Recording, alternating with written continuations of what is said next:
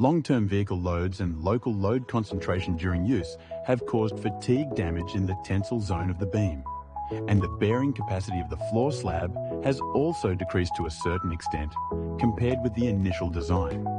It was found that some beams had a potential risk of steel corrosion due to concrete carbonization and insufficient thickness of the steel bar protective layer.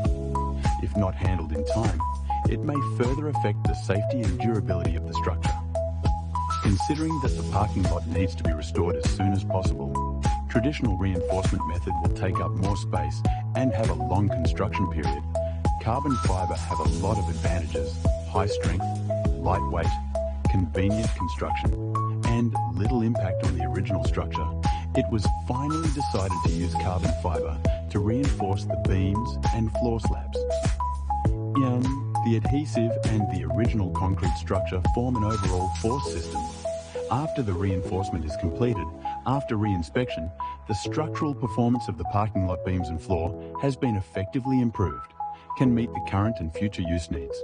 For more details, please go to www.horsein.com.